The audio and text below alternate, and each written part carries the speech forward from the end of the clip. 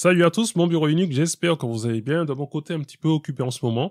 Mais je vous fais quand même une petite vidéo aujourd'hui concernant un logiciel qui s'appelle Handbrake, puisque j'ai la mise à jour de la version 1.5.1 vers la version 1.6.1. Donc c'est un transcodeur vidéo open source, disponible pour Mac, Windows et Linux, qui permet de réduire la taille d'une vidéo. Donc on va voir que depuis la version 1.6.0 qui était sortie donc le 28 décembre 2022, qui a un nouveau, on va dire, dans la partie générale, encodeur qui a été ajouté, donc c'est le AV1. C'est un codec vidéo libre sans royalties, puisqu'il est propulsé, on va dire, par l'Alliance pour l'Open Media, donc c'est un consortium à but non lucratif. Et l'AV1 veut être une alternative au HEVC, donc le H265. Donc on voit aussi qu'il y a l'ajout de plus de profondeur de bits et de couleurs élevées dans tout ce qui est encodage et filtre. Au niveau des pré-réglages, donc le 4K AV1, 4K HEVC, la partie web, tout ça, ça a été, on va dire, révisé. Et puis aussi la suppression du pré-réglage VP8, puisque celui-ci est obsolète et qui sera supprimé dans une prochaine version d'Handbrake. Ce sera également le cas pour l'encodeur Theora, puisque celui-ci est, on va dire, est obsolète. Et dans la partie, on va dire, vidéo, on voit que l'AV1 encodage vidéo AV1, donc c'est via SVT AV1 en ce qui concerne la partie logicielle, et ce sera l'Intel QSV concernant la partie matérielle. Attention cependant, si vous voulez utiliser l'Intel QuickSync Video avec Handbrake, il vous faut au minimum un CPU Intel de 6e génération, c'est-à-dire Skylake. Si vous avez un CPU en dessous de Skylake, eh bien vous ne pourrez plus, on va dire, vous ne pourrez pas utiliser Intel QuickSync Video avec Handbrake. Et après, maintenant on passe dans tout ce qui est filtre. Donc là on voit que le SVT AV1 a été, on va dire, ajouté, l'encodeur AV1, et après pour Linux, tout ce qui concerne de nouvelles traductions qui ont été aussi ajoutées. Comme d'habitude, vous aurez tous les liens dans le descriptif de la vidéo, et on passe à la version 1.6.1, donc sortie il y a à peu près 5 jours, qui fixe, on va dire, certains bugs. Concernant Linux, donc on voit que ils ont donc corrigé certains problèmes de traduction, et puis un problème qui est corrigé partiellement en ce qui concerne la détection matérielle avec l'Intel QSV. Donc sans plus tarder, donc j'ai déjà lancé Handbrake et j'ai fait un test puisque j'ai récupéré donc une vidéo. Donc une vidéo sortant d'un smartphone. Donc avec Media Info, ça m'a dit que le débit de la vidéo qui fait 5 minutes, ça me fait 45 mégabits par seconde. Donc c'est une vidéo qui est en 3840 par 2160 à 30 fps. Et le poids total, c'est 1,6 Go. Donc pour rappel, à 4K Cinéma, c'est du 4096 par 2160. Et là, j'ai du 4K UHD, donc pour Ultra HD, donc c'est du 3840 par 2160.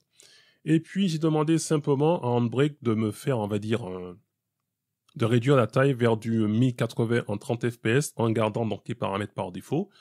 Et avant cela, on va regarder donc tout ce qui est pré-réglage général. Donc, on voit bien qu'il y a le 4K AV1 et 4K HEVC qui ont été, on va dire, ajoutés. Donc là, cette partie, ça a été aussi corrigé, la partie web, et tout ce qui concerne la partie matérielle. La partie Matroska.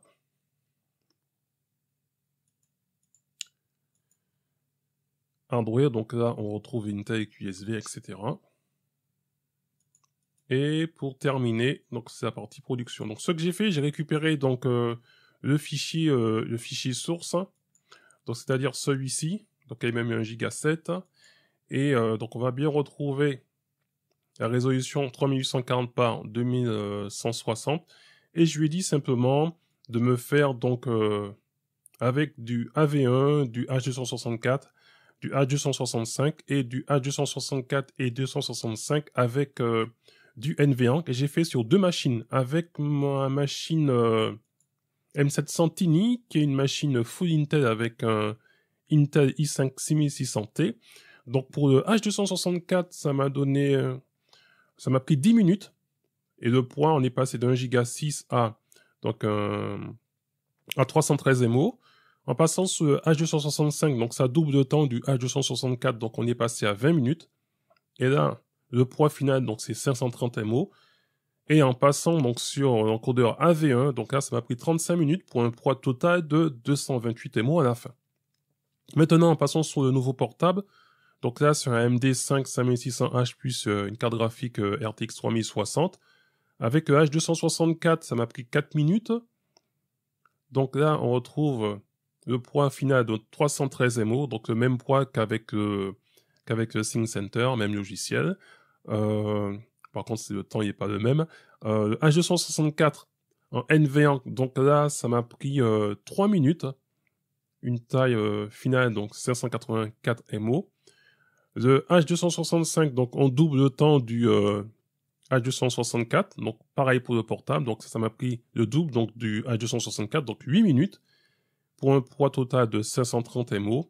Et en prenant le H265 NVENC, donc là, ça reste toujours avec NVENC, on reste toujours à 3 minutes, mais là, le poids est de 350 MO. Donc là, j'ai refait 2 fois le test puisque je me vois que le bitrate du H264 NVENC est bien supérieur au H265 NVENC. Pour un rendu, dans les deux cas, ça m'a pris 3 minutes. Et après, au final, hein, donc avec le AV1 sur le laptop, ça m'a pris 13 minutes. Et là, on passe à 228 MO. Donc même logiciel sur 2 machines différentes. Donc on voit que le poids final pour la V1, c'est le même, mais vu la puissance des machines, donc là, ça fait l'écart, se trouve maintenant au niveau du temps de rendu. Donc, grosso modo, hein, donc voilà, donc on voit que le H265 prend 2 fois plus de temps sur les 2 machines. Donc voilà, d'un côté, j'ai c'est x2, donc 10 minutes en H264 et 20 minutes, et sur la nouvelle machine, 4 minutes en H264 et 8 minutes en H265, et dans les deux cas, avec NVENC, mais ça change pas grand chose avec du H264 ou H265, ça m'a pris 3 minutes. Donc voilà, donc c'est simplement une petite démo du logiciel Handbrake qui est passé à la version 1.6.1. Donc si vous avez l'habitude de l'utiliser, n'hésitez pas à dire dans les commentaires de la vidéo. Et bien sûr, ce ne serait pas plus long, je vous dis à très bientôt pour une prochaine vidéo. Et en attendant, gardez la forme et la santé. Bye bye!